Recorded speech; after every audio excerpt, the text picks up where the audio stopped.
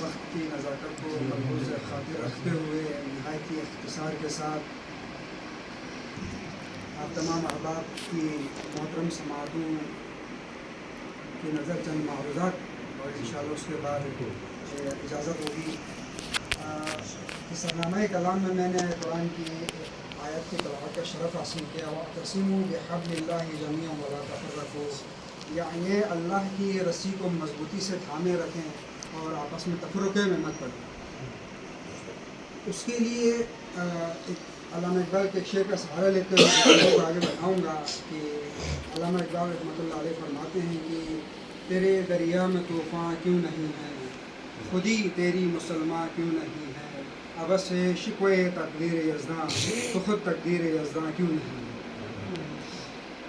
اچھا، موضوع کا انتخاب ہمیشہ مقرر کو اس بات کا علم ہونا چاہیے کہ سامعین کی سماعتوں کو متنظر رکھتے ہوئے موقع و محل اور نشست پر براجمان شخصیات کے معیار اور ان کی علمی سطح کو مد نظر رکھتے ہوئے انتخاب کرتا ہے کہ کس موضوع پر اس کو گفتگو کرنی اور کیا گفتگو کرنی. اور امید کرتا ہوں کہ ایک حقیر سا طالب علم ہوں جو آپ احباب کے سامنے اشارہ کرنے کی کوشش کر رہا ہوں. تو آپ اگر مجھ سے کوئی غلطی سرزد بھی ہو تو آپ میری کم علمی کو سمجھتے ہوئے میری حوصلہ افزائی فرمائیں گے بجائے کہ حسن شکنی کے. اور موضوع کا انتخاب اس لیے اتحاد بین المسلمین کے اوپر میں نے کیا ہے.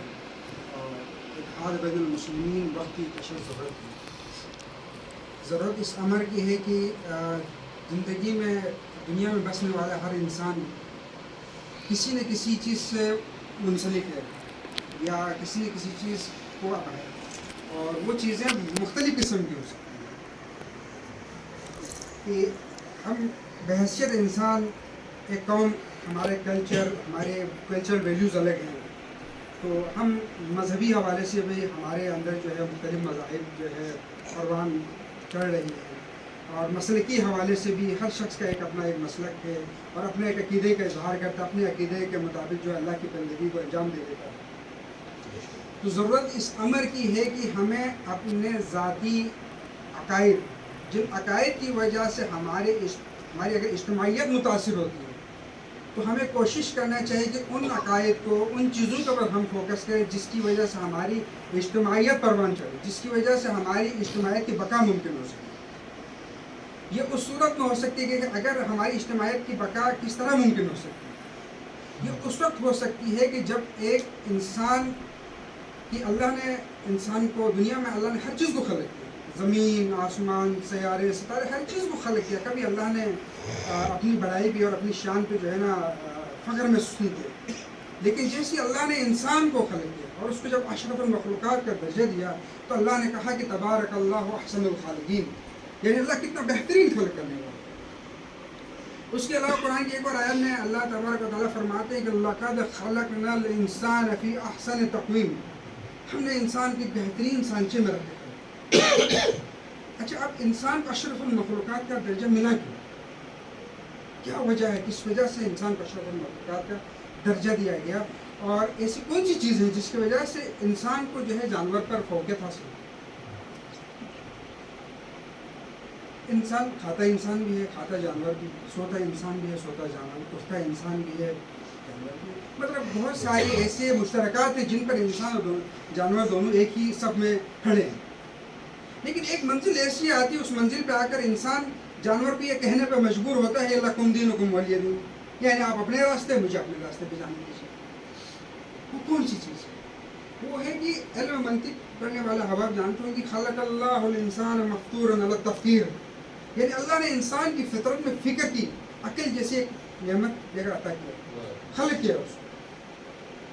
جب عقل انسان کو جب نوازی گئی، اللہ نے عقل انسان کو عطا کی، تو وہاں پہ انسان کو فوقیت حاصل ہوئی کس کے اوپر؟ جانور کے اوپر. اب پھر یہاں سے بھی آگے منزل اور آتی ہے، اس منزل پہ آ کر جو ہے دو صفحے منزل، ایک انسان نما انسان ہوتا ہے، ایک حیوان نما انسان ہوتا ہے. یہ کیسے ممکن ہے؟ یہ اس کی تفریق کیسے ممکن ہے؟ کس طرح ہم ان چیزوں کو جو ہے درک کر سکیں کہ یہ کیسے ممکن ہے کہ انسان جو بولتا بھی ہے، اللہ نے اس کو عقل بھی دی ہے، پھر بھی ایک कैटेगरी जो है जानवरों में शुमार हो जाती है, एक इंसानों में शुमार हो जाती है, वो है बोलने की नुत्क, यानी बोलने की सलाहियत दी अल्लाह ने इंसान को। अब वो अपनी ज़ुबान से, अपने किरदार से, लुकमान हकीम फरमाते हैं अपने बेटे से मुखातिब, वो कहते हैं कि इंसान के 3 हिस्से हैं। एक हिस्सा इंसान का अपना है, एक हिस्सा इंसान अल्लाह का है, एक हिस्सा कीड़े मकोड़े और जेर ज़मीन जो हशरात है उनका है। जो हिस्सा इंसान का अपना है वो उसका कैरेक्टर है, जो हिस्सा अल्लाह का है वो रूह है, और जो हिस्सा जेर ज़मीन कीड़े मकोड़े और हशरात का हिस्सा बनने जा रहा है वो इंसान के जिस्म है। तो अब हम अपना मुहासिबा करें कि मन अरफ़ नफ्सहु फ़क़द अरफ़ रब्बहु, जिसने अपने नफ्स को पहचाना गया उसने रब को पहचाना। अब हमें इस बात का अंदाज़ा करना चाहिए कि हम किस सफ में खड़े हैं, कि किस चीज़ पे हम ज़्यादा तवज्जो दे रहे हैं। आया उस चीज़ पे ज़्यादा तवज्जो दे रहे हैं जिसकी वजह से हमारी आखिरत की बका मुमकिन है, जिसकी वजह से हमारी दुनिया में बका मुमकिन है, या हम उस चीज़ की तरफ ज़्यादा तवज्जो दे रहे हैं जो ज़मीन कीड़े मकोड़े और हशरात के हिस्सा बनने जा रहा है। तो अब हमने अल्लाह ने जो एक अजीम नियमत अक्ल सलीम हमें अता की है, उस नियमत को बरोकार लाते हुए हमने उन मुश्तरकात पे काम करना है, जिस मुश्तरकात की वजह से इंसानियत की बका मुमकिन।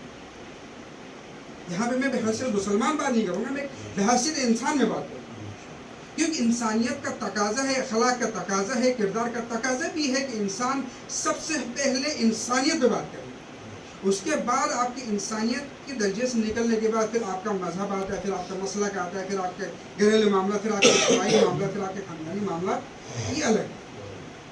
लेकिन हमें कोशिश करनी चाहिए कि हम उन चीज़ों पे फोकस करें जिसकी वजह से इंसानियत की बका मुमकिन है। उसके बाद फिर अगर हम इसको थोड़ा सा और महदूद करें तो बहैसियत मुसलमान हमें अपने जो मसलकी इख्तलाफात मेरी जो सोच है, मेरे जज्बात हैं, मेरी जो सोचने की सलाहियत है, वो और जो बरादर मोहतरम तशरीफ़ फरमा है उनके सोचने का एक जो महवर है उसमें बहुत बड़ा फ़र्क है। उनके सोचने का तरीका अलग है, उनके ज़िंदगी गुजारने का तौर तरीका अलग है, मेरी ज़िंदगी गुजारने का तौर तरीका अलग है। लेकिन इसका मतलब ये नहीं कि मैं उनको गलत डिक्लेयर कर दूँ या वो मुझे गलत डिक्लेयर करें। लेकिन हम अगर इस इज्तिमा में हम बैठे हो तो किस लिए बैठे हैं? इसलिए बैठे हैं कि हमने जो हमारे तफरीक़ात थी उनको हमने बलाए ताक रखकर हमने उन चीज़ों के ऊपर फोकस किया है जो हमारी इज्तिमाइयत की बका के लिए जो है ना कारआमद हो सके। उन चीज़ों को फोकस करने की वजह से आज मैं गिलगित बल्तिस्तान 2000 किलोमीटर दूर से मेरा ताल्लुक, वहाँ से यहाँ आके कराची का अहबाब है, आप वाजिबुल एहतराम शख्सियत के बीच में बैठे गुफ्तगू फरमा, क्यों फरमा? इसकी वजह से कि आपने जो चीज़ें थी, जो कल्चरल डिफरेंसेस थे, मसलकी अख्तलाफात हैं, जो भी अकायद हैं, इन चीज़ों को बलाए ताक रखकर आपने उस चीज़ को तरजीह दी है जिसकी वजह से हमारी बका मुमकिन है, जिसकी वजह से बहैसियत एक इंसान माशरे में हमारी क्या ज़िम्मेदारी बनती है, उस ज़िम्मेदारी को हमने समझा है, जिसकी वजह से हम यहाँ पे अपनी ज़ाती चीज़ों को बलाए ताक रखकर आज अगर हमने फ़लस्तीन में 61,000 लोगों की कुर्बानियाँ दी, हैरत है कि तालीम व तरक्की में है पीछे जिस कौम का आगाज़ ये इकरा से हुआ। 4000 साल मुसलमानों ने दुनिया में हुकूमत की, इल्म की दुनिया में, साइंस टेक्नोलॉजी में मुसलमान सबसे आगे थे। लेकिन ऐसी क्या वजूहात थी जिनकी वजूहात की वजह से आज मुसलमान जो पस्ती की तरफ, सवाल की तरफ जा रहे, जिसकी वजह से आज हम एक मुसलमान के करने पर दूसरा मुसलमान खामोश बैठे। एक मुसलमान के घर के ऊपर अगर 2000 किलो वज़नी बम बरसाया जा रहा है, दूसरा मुसलमान खामोश बैठा हुआ है। एक मुसलमान के पूरी उसके शरीय हुदूद को फलांग कर उसको इंसान ही नहीं समझा जा रहा, मुसलमान तो दूर गया, उसको इंसान ही नहीं समझा, उसको जानवरों की तरह ज़िबा किया जा रहा, काटा जा रहा है। क्योंकि हम खामोश बैठे हैं। क्यों बैठे? क्योंकि हम अंदरूनी इख्तलाफात के शिकार हो चुके हैं। हमने उन चीज़ों के ऊपर फोकस ही नहीं किया जिसकी वजह से हमारे बका मुमकिन। और हमें पता है कि हमारा दुश्मन कौन है, और हमारा दुश्मन दंदनाते हुए हमारे ऊपर हमलावर होता है, हमारे बच्चों को ज़िबा करता है, हमारी औरतों को जुल्म तशद्दुद करता है। उसके बावजूद भी हम फिर भी उसके अलाकार बने हैं, फिर भी हम उसकी पुश्तपनाही कर रहे हैं कि हम बेहैसियत मुसलमान एक मुल्क दूसरे मुसलमान मुल्क पर हमले के लिए जो रास्ता हमवार करता है। क्यों करता है? इसलिए करता है कि क्योंकि हमने अपनी बेहिसी से हमारे अंदर हद तक आ पहुँची है कि अब हमारे अंदर वो हिस्स ख़त्म हो चुकी है, सोचने की, समझने की हिस्स ख़त्म हो चुकी है।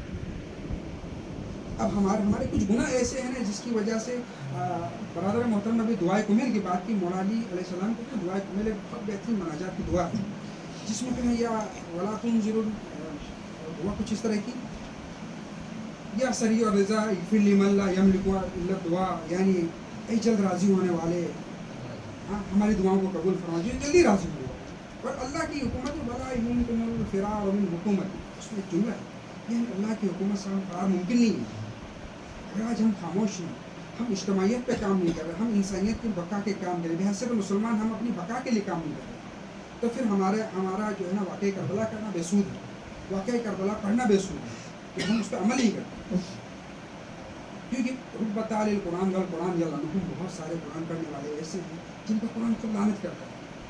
کیوں لعنت کرتا ہے؟ اس لیے کہ ہم قرآن تو پڑھتے ہیں لیکن کچھ سمجھتے نہیں، عمل نہیں کرتے. اس میں جو ہے صاحب عقل والوں کے لیے نشانیاں ہیں. ہم قرآن پڑھتے ہیں لیکن تفرقے میں پڑھیں گے، ہم قرآن پڑھتے ہیں لیکن ہم سوشل میڈیا پہ جو ہے کوشش کریں. بحیثیت ایک طالب علم میں اپنی تھنکنگ بتا رہا ہوں کہ میں سوشل میڈیا کے اوپر اگر مسئلے کے اختلافات کسی کی کوئی پوسٹ ہو تو میں کوشش کرتا ہوں کہ وہاں پہ نگیٹیوٹی بیان نہ کروں. کوشش کروں کہ اس کی اصلاح کرنے کے لیے کوئی میسیج میں دے سکتا ہوں تو میں دے دیتا ہوں، اگر دے نہیں سکتا ہوں تو میں کہتا ہوں کہ یہ ایک اعلیٰ بندہ ہے جو مسلمانوں کے اندر تفرقہ پیدا کرتا ہے. کوشش کہ اس کے پیج کو رپورٹ کریں کہ یہ یہاں پہ وائلیشن کریٹ کر رہا ہے، لہٰذا اس کے اوپر ایکشن لیا جائے. اسی طرح جو ہے ہماری بقا ممکن ہے، اور ہم اس طرح بحیثیت ایک مسلمان ہم اپنے آپ کو جو ہے کامیابی کی طرف لے جا سکتے ہیں. ورنہ ہماری تباہی اور بربادی جو ہے نا اس سے شروع ہو چکا ہے، جس کی واضح نشانیاں آپ کے سامنے فلسطین ہے، لبنان ہے، یمن ہے، شام ہے، ایران ہے، عراق ہے، ہر جگہ. یہ مسلمانوں کو قتل عام کیوں ہو رہا ہے؟ اس لیے ہو رہا ہے کیونکہ ہم نے اپنی ایکچوئل جو ہمارے مقاصد ہیں، جس کی وجہ سے جو ہماری ایکچوئل جو ہمارا موٹو ہے اس کو ہم چھوڑ دیا ہے. چھوڑ کے ہم نے شیعہ، سنی، دیوبندی، بریلوی، اسماعیلی اختلافات کے پیچھے پڑے. تو یوں تو سید بھی ہو، مرزا بھی ہو، افغان بھی ہو، تم سبھی کچھ بھی ہو، بتاؤ مسلمان بھی ہو، پیسہ بھی ہے، مال بھی ہے، دولت بھی ہے، سب کچھ ہے، لیکن نہیں ہے ہمارے اندر انسانیت نہیں ہے، ہمارے اندر مسلمانی نہیں ہے. ہم نے اسلام کو سمجھا ہی نہیں. اگر اسلام کو سمجھ چکے ہوئے تو آج ہم اس حالت پہ نہیں ہوتے. تو زیادہ آپ کو وقت نہیں لوں گا، بس آپ تمام احباب کا دل سے میں شکریہ ادا کرتا ہوں کہ مجھے اس قابل سمجھا اور مجھے لفظ کرنے کا موقع دیا. اور پروردگار عالم سے ہم دعا کرتے ہیں خدا ہم سب کو ایک امت ہو کر زندگی گزارنے اور ایک امت ہو کر ایک دوسرے کے درد اور مشکلات کو سمجھنے کی توفیق عطا فرمائے.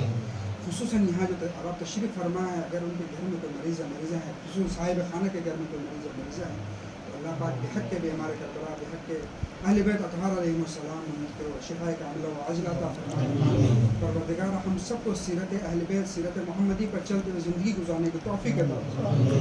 پروردگار سے ہم دعا کرتے ہیں کہ بحق کے سرکار دو عالم حضرت مصطفیٰ صلی اللہ علیہ وسلم کے صدقے ہمارے مرحومین کی کامل مغفرت فرمائے، ان کے گناہان صغیرہ و کبیرہ کو معاف فرمائے. بالخصوص ہم دعا کرتے ہیں کہ حاضرین جو یہاں موجود ہیں ان کے، اور بالخصوص صاحب خانہ کے گھر میں رحمتیں اور برکتیں نازل فرما. پروردگار ہم سب کے گناہان صغیرہ و کبیرہ کو معاف فرما، اور ہم سب کو صحیح معنوں میں علم حاصل کر کو سمجھ کر اس پر عمل کرنے اور ایک دوسرے محبتوں سے زندگی گزارنے کی توفیق عطا فرما. وما علینا الا البلاغ والمبین. السلام علیکم ورحمۃ اللہ.